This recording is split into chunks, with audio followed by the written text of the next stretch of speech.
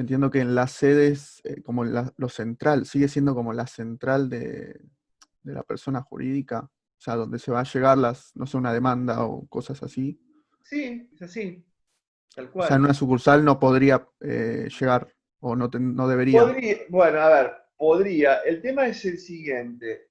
La sucursal tiene quizá la posibilidad de que yo pueda emplazarla o mandar un emplazamiento a una sucursal, pero es más segura hacerlo en la sede.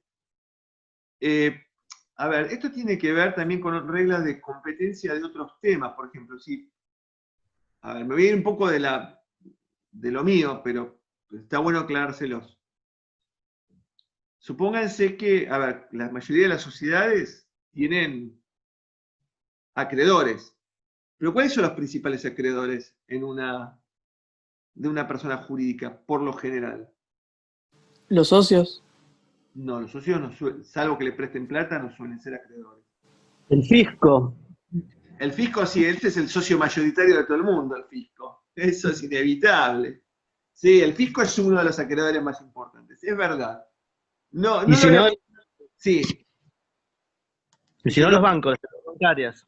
mm, sí, puede ser, si el banco te presta plata, que es difícil que te preste. Pero, Bueno, y a ¿quiénes los proveedores. Sí, también los proveedores, pero hay alguien más que es habitual, que son acreedores, diría hasta involuntarios, porque no buscan ser acreedores. El fisco, por ejemplo, es un acreedor involuntario, no busca ser acreedor aunque está ¿La ahí FIP? para cobrar. ¿Quiénes son los que habitualmente son acreedores de una sociedad, de un club, y que sin ellos no funcionan las cosas? Los ¿No usuarios, son los socios, los usuarios? los usuarios. No, mis amigos, los trabajadores, los empleados. Los empleados son acreedores de su empleador.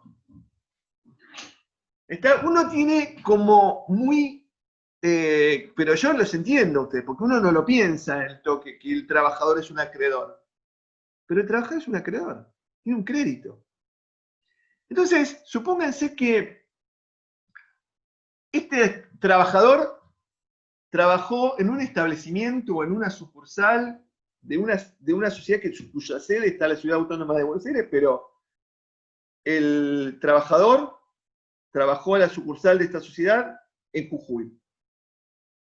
¿Ustedes piensan que si yo voy a demandar a la sociedad, lo voy a hacer notificar al trabajador en el ámbito de Jujuy, de Capital? No, porque hay reglas propias de competencia por la relación laboral, que la ley me habilita a hacerlo. Por ejemplo, a notificar una demanda si mi lugar de trabajo fue allá. Iniciar el juicio allá. No tengo que traer a Capital. Yo intentaría notificar. De últimas, bueno, puede suceder que tenga que mandar la cédula a Buenos Aires, pero siendo un trabajador donde el procedimiento laboral es gratuito y todo, genera una complicación. Es decir, la sede social es válida y vinculante y ahí no hay ninguna discusión. Pero en algunos supuestos, que la ley, no la ley de sociedades ni el Código Civil y Comercial, sino determinadas situaciones o relaciones jurídicas especiales, como cuestiones de competencia originadas en la ley de procedimientos locales, bueno, permiten de alguna manera eso, ¿no? O la ley de contrato de trabajo. Pero no es el caso. Lo digo como ejemplo, lo cito así, pero no es el punto neurálgico de la cuestión. Bueno, ¿alguna preguntita más con relación al tema de domicilio sede? Pregunten todo lo que quieran, no tengo problema. Quiero que quede.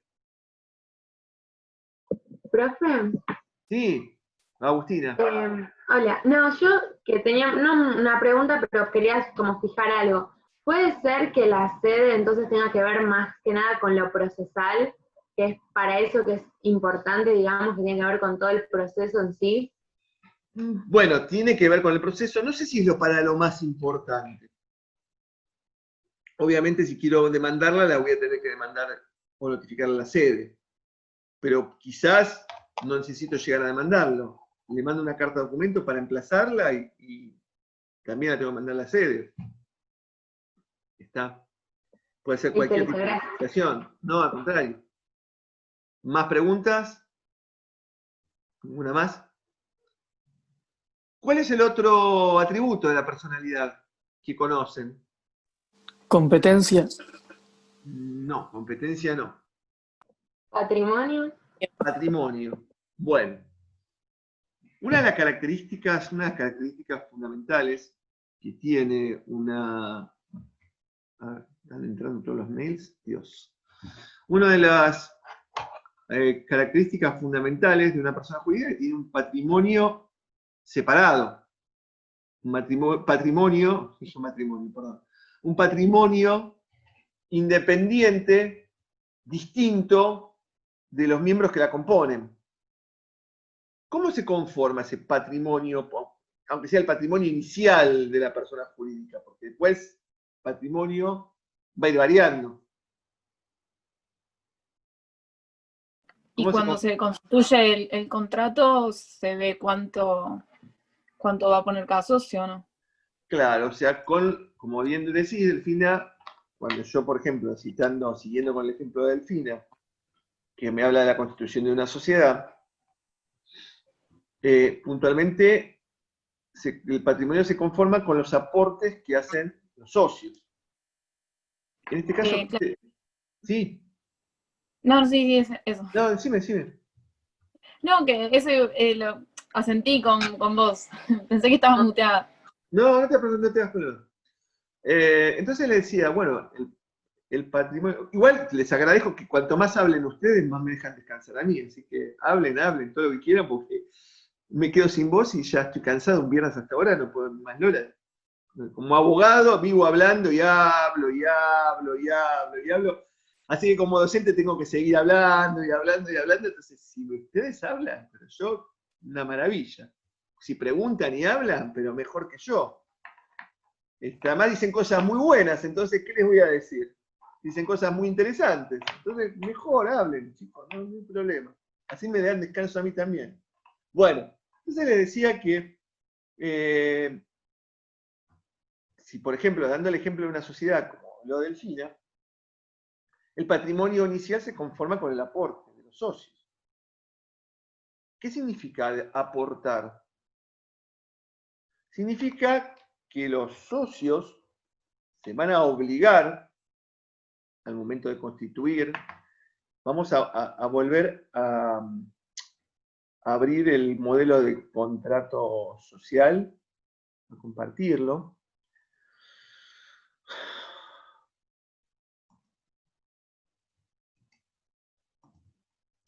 Profe, ¿le puedo hacer una pregunta? Sí. Perdón. Yo recién cuando usted preguntó sobre los atributos, yo dije que era la competencia, pero usted me dijo que era el patrimonio. ¿Puede ser que parte de la doctrina diga que la competencia sea un atributo por más de que no aparezca como tipificado en el código? Yo en general hace muchos años que doy. Sí, por eso pregunto, capaz que estaba mal yo. No estás mal, a lo mejor lo leíste en algún lado y sería interesante saberlo, o en qué contexto, porque, bueno, uno puede leer algún tema puntual y que a lo mejor te pareció, pero estaría bueno que lo... Yo creo que con la competencia no, porque no hay como competencia un atributo de una persona jurídica. Habíamos visto, no sé si con ustedes fue, qué pasaba con la nacionalidad de la personalidad de la persona jurídica. ¿Lo vimos con ustedes? Sí. Lucas, ¿me lo confirmás? No, me parece que no, si mal no recuerdo. Yo hice alguna mención, pero bueno, quizás lo hice la noche, ¿viste? A veces se me cruzan los cables y no... Fíjense. No, que yo sepa competencia, no. Está bien, no, muchas gracias, profe. No, al contrario, pero después, escúchame, si lo llegás a detectar, el lugar donde lo viste o lo leíste, no tengo problemas que lo traigas y lo vemos, o que en contexto, porque está bueno sacarse la duda, ¿viste? No hay problema. Obvio, sí, muchas gracias. No, al contrario.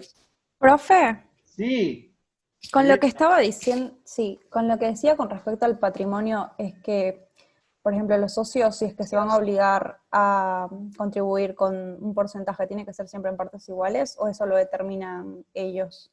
Lo determinan ellos. Ok. Porque si no no existiría a lo mejor socios mayoritarios. ¿Está?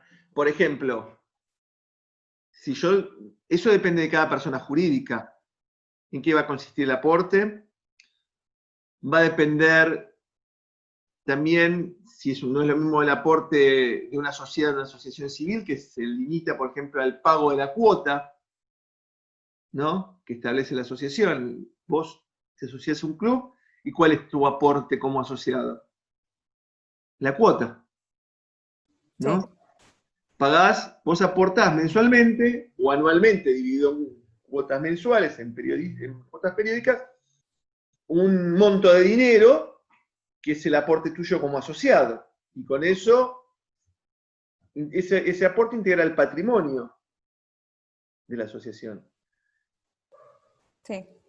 Lo que tienen que tener en cuenta es que en realidad, una cosa es el aporte inicial, que va a conformar el patrimonio inicial, que en el supuesto de las sociedades les vamos a decir capital social, después igual vamos a volver atrás, adelante más adelante vamos a volver a este concepto, por lo cual hoy no se gasten tampoco en romperse la cabeza con esto, porque voy a volver sobre este tema. Pero justamente lo que me va a permitir es integrar o armar un patrimonio diferenciado. Ese patrimonio va a estar separado de los miembros de la persona jurídica. Va a ser un patrimonio diferenciado. Yo soy miembro y mi aporte va a ser mi participación en la persona jurídica. Lo que va a pasar, y esto es justamente por consecuencia de la separación patrimonial, que si yo, como socio de una sociedad, tengo una deuda en forma particular con un tercero, ese tercero no va a poder atacar el patrimonio de la sociedad por la deuda que yo tenga mío personal con el tercero, por más que yo sea socio. ¿Por qué? Por la separación patrimonial. Pues es un patrimonio distinto. A ver, no es lo mismo el patrimonio de una persona humana que de una persona jurídica, pero tengan en cuenta que el patrimonio siempre va a existir, aunque sea mínimo, pero va a existir. Si yo tengo, no sé, salgo a la calle con un solo par de medias, aunque sea tengo como patrimonio ese par de medias. ¿Está claro lo que digo? No voy a dejar de tener un patrimonio, ¿no? Y el patrimonio, tengan en cuenta que es justamente la garantía de cumplimiento de las obligaciones asumidas por la persona jurídica frente a los terceros. Los acreedores se van a cobrar del patrimonio, salvo que la ley disponga específicamente que por las deudas originadas respondan los miembros de la persona jurídica, pero si no, no van a responder. Solamente va a responder la persona jurídica con su propio patrimonio. Pero ahí es lo que yo les comenté varias veces. La titularidad del patrimonio va a estar a cargo de la persona jurídica. Y puede ser que si la ley establezca que los socios o los asociados o los miembros de la persona jurídica respondan como consecuencia de la actividad patrimonial de la persona jurídica por una deuda, van a ser responsables por el pago de esa deuda, pero no van a ser titulares de la deuda. ¿Por qué? Porque el patrimonio está diferenciado. ¿Está claro? Acuérdense que el patrimonio está conformado por el pasivo, por el activo y el pasivo. Todo conforma el patrimonio, ¿no? Y la diferencia entre ellos es el patrimonio neto. ¿Se acuerdan de esto? Los que por lo menos tuvieron algún conocimiento, un concepto básico de contabilidad. Bueno. Entonces, fíjense que es tan importante el aporte, que justamente acá yo les quería ejemplificar, en el artículo 5 que habla Mora de la integración, La moneda